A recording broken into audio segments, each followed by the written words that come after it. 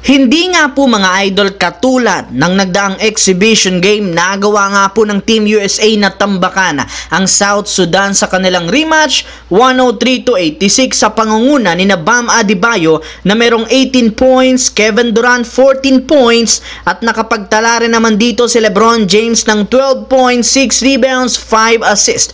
And speaking of LeBron, bukod sa katotohanan na siya ang top 1 sa MVP rankings ng Olympics, siya rin naman ang may pinakamataas na efficiency ratings o plus minus sa buong lineup ng USA sa pagkakaroon niya dito ng plus 47. Kaya hindi na nakapagtataka bakit kahit anong gawing adjustment ni Steve Kerr sa rotation, hindi nga po siya natatanggal sa kanilang starting 5, lalo pat all-around player ang ginagawa nito. Yes mga idol, simula nga po sa ball handling, playmaking, rebounding, and defense, sobra nga itong maaasahan. Kaya kahit man madami siyang kapareho ng posisyon sa USA, hindi nga po siya nasasapawan ng iba. Hindi kagaya kay Joel Embiid na bukod sa tinanggal siya bilang starting center, hindi pa nga ito pinaglaro ni Steve Kerr sa kanilang game laban sa South Sudan. Bago yan, ang video ito ay hatid sa inyo ng 1xBet. Suportahan at manalo sa inyong paboritong kupunan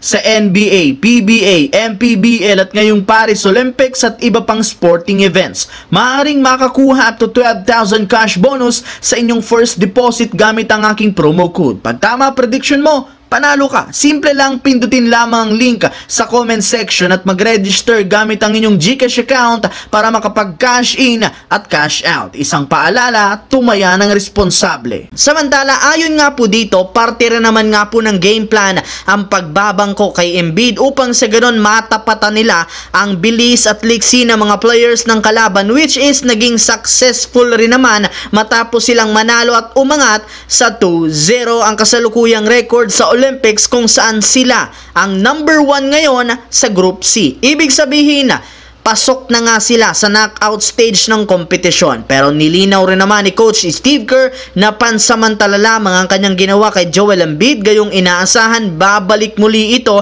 sa starting lineup laban naman sa Puerto Rico. Ibig sabihin, meron na naman nga pong binabalakan ng head coach na bangkuin sa kanilang susunod na laro. At dahil dyan, marami nga po mga fans ang nagsabi, nangangamoy, hindi na naman paglalaruin ng Team USA si Jason Tatum laban sa Puerto Rico. Yes mga idol, magbabalik bench na naman nga daw ito matapos pa lang siyang maging starter sa South Sudan at magtala ng 4 points, 2 assists sa kanyang 2 out of 4 shooting. Bukod nga kay Tatum, inaasahan rin naman na ibabalik rin ng USA sa kanilang bench si Anthony Davis matapos matapilok ang kanyang pa sa isang play na siyang rason bakit paika-ika itong maglakad habang pabalik sa kanilang bench. Kaya dahil dyan, marami nga po mga Lakers fans ang nag-alala sa kalagayan nito. Ngunit ayon sa naging pahayag ni Anthony Davis, hindi rin naman nga malala ang kanyang natamong injury at 100% pa rin naman ang kanyang lakas at katawan sa kabila ng nangyari sa kanya sa kanilang game kung saan nakapagtala siya dito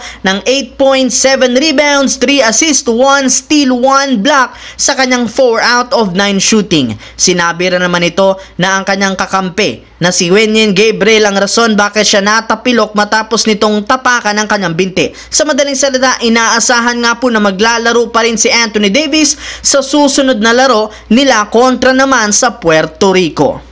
So yun lamang mga idol ang ating bagong video na ating pinag-usapan ngayon dito. Once again, this is your J-Zone TV. Huwag kalimutang mag-like, mag-subscribe, pindutin ang notification bell sa akin channel para lagi kayo maging updated sa mga videos na pinapalabas ko. Isang malaking shoutout sa lahat mga idol. Maraming salamat po.